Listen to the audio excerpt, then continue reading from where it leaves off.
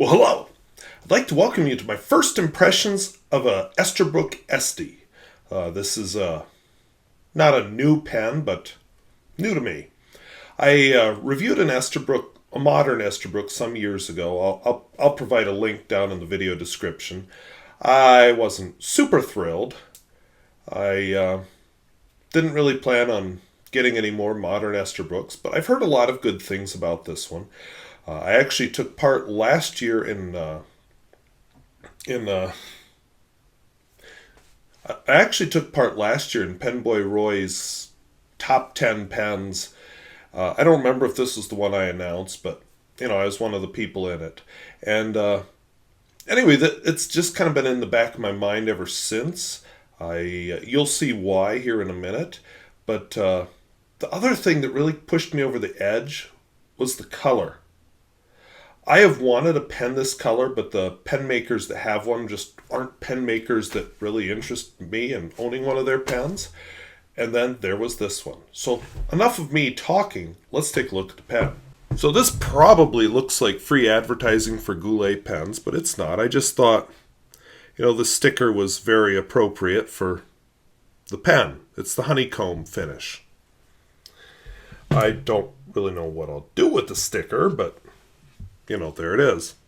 The pen arrived in a plain box like this. You remove it, and it has a red cloth-covered inner box. Nothing too grand. I have opened it, but I have not actually used the pen, which hasn't been easy. So yes, this used to be an American brand. They've been reactivated by Kenro Industries, which I don't know much about them. But, since 1858. And, then they have some stuff about the pen. So this is the pen. And it arrived in this, I like how this case can kind of open further, but it's sort of floppy. I don't know. I'm sure there's logic to it. And it included a cartridge, which I'll just save for later. Writing on a thingy. So this is the pen. You can see the nice honeycomb finish. Let's take a closer look at it. Well, not too close, I guess. A little bit of chatoyancy. It's made up of a whole bunch of little chips of plastic. Acrylic, I suppose I should call it. If you look more closely, the only branding on the body that I found was just the word Esterbrook. So I don't know if this is US made or not. I suspect not. Basically a seamless cap, all one piece. And then seamless body. Unscrew. And you can see that there's an inner cap in there to help with the seal on the nib. The nib is a number 6 nib. I bought a medium. I don't really remember if I had choice. And I believe it's a Yovo nib. Unscrew the pen. It does conveniently arrive with a converter, which is nice. Now before I put all that together and ink it up, I want to show you what else I purchased with the pen.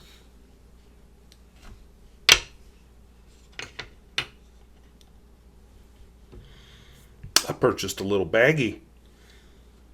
Oh, and reborn 2018. So open up the little baggie, find out what's inside of it. Inside the little baggie is another converter and this doohickey. Now what's this doohickey, you ask? I'm getting too much junk on this table. Back in the day, Esterbrook had a tendency to sell a lot of different types of nib that you could purchase and install in your pen and get different writing characteristics. So I'm just going to draw one out of here. There's a specific one I kind of want to get out of here. So I will try to put a link to the various nibs that they sold. It is quite an array. The one I pulled out was a 2048, which is a flexible fine. And you can see that, I don't know if that's related, but the sides of the nib are somewhat scalloped. And it goes into this little piece. Oh, it's supposed to anyway. It's supposed to just screw in. There we go. So theoretically, one can use an old-fashioned nib, which we will be testing shortly. But first, I want to test, and it's nice that it has its own separate converter, which doesn't want to fit in the pen. That's awkward.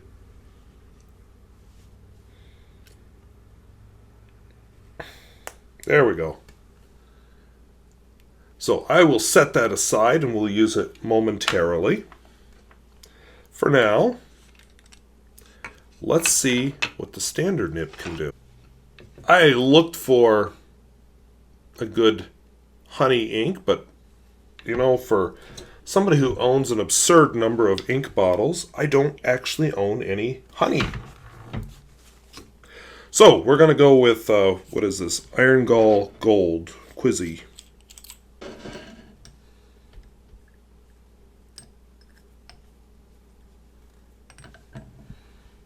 Not too bad for a first fill, and since I suspect most of my writing will be done with the other nib, I'm just going to leave it at that.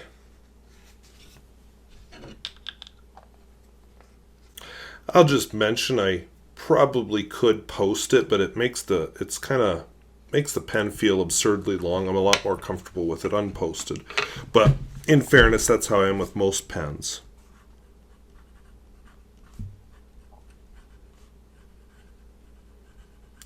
So, Quizzy Iron Gall Gold. Is this a flex nib? No. It's an ordinary steel nib. Not that steel nibs cannot be flex nibs, but this one is not flex. Wetness and flow. I think you can see that it is reasonably wet. You know, I've complained about the Yovo nibs from certain other brands that I felt were too dry, but that does not seem to be an issue with this pen. A smear test.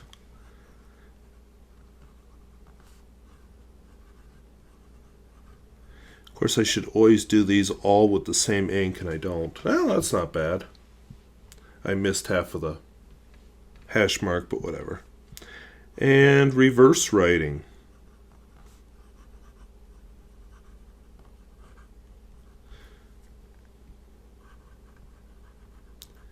It's probably an extra fine and not smooth. I would rate it as meh, okay. Alright, and the world famous Pierre Gustafson test.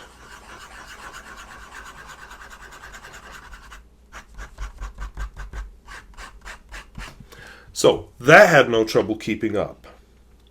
Now I'm going to set that nib aside and screw in this adapter. I think that actually makes a nice contrast to the barrel with that black. You know, the reason they do it, of course, is because they're going to put multiple different... They want to use this adapter with multiple different finishes. But I think it looks good, and it would go with most finishes.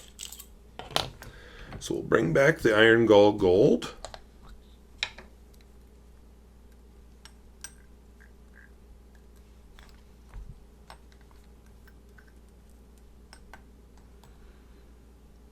Again, not quite a full fill.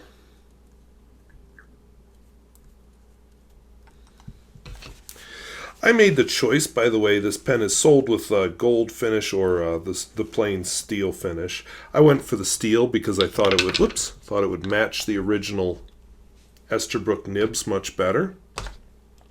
And I'm right.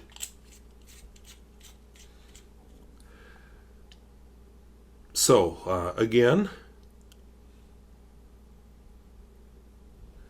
this nib is a vintage 2048, which is a fine flexible. So let's see how this nib does.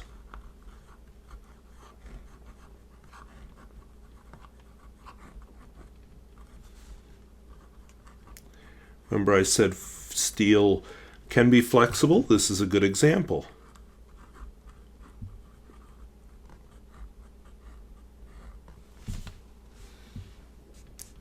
And again, we're using Quizzy iron gall gold. A little bit scratchier nib. Also, you might have noticed. Oh, come on. Untipped. Now, why? I imagine they were trying to save some money. Keep costs down and all that.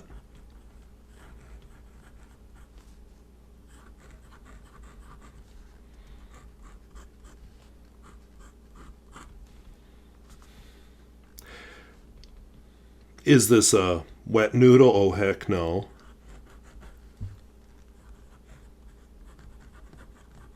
But you can get a little bit of fun out of it.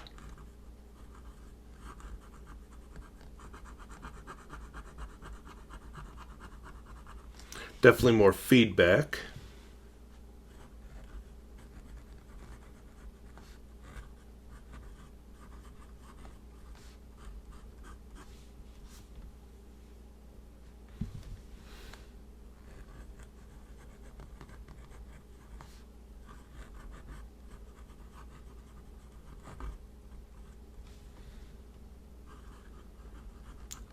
Oh, now that's just nasty.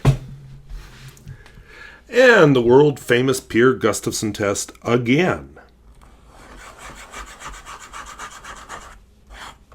Ew. Oh.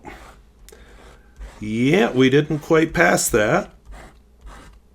But then again, flexed writing is meant to be, well, needs to be a little bit slower. So that's the Esterbrook Estie in 2 different nibs. I am impressed. The one other test I always like to do, oops, mislaid the pen there, pocket test. Not that I'll necessarily carry it here, because I carry my Lamy 2000 here, but yeah, that fit in. And this is a little bit thicker shirt, so I think it passed the pocket test.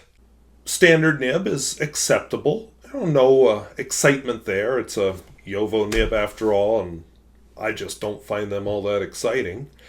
But I think Esterbrook tapped into something with this one that they missed in their first attempt at reviving the company. When you have an old brand that has its fans and has its people that are in love with the vintage pen and they hear about it being revived, they have ideas. I think most of us know you're not going to get a vintage pen. We don't want a vintage Esterbrook. Yes, they're good as vintage pens, but in the modern pen world, we just don't have too many sack fillers for reasons, because they do have their limitations. And if we're just going to make the same pen that we used to make, what's the point? So Esterbrook took an interesting tack here. They're making a new pen, but yet they're making a good nod toward what the pen used to be. The pen had all of these fabulous nibs available, and you can use them with the modern pen. And I think that's very clever. And not something I've seen other companies do. I'm impressed by that.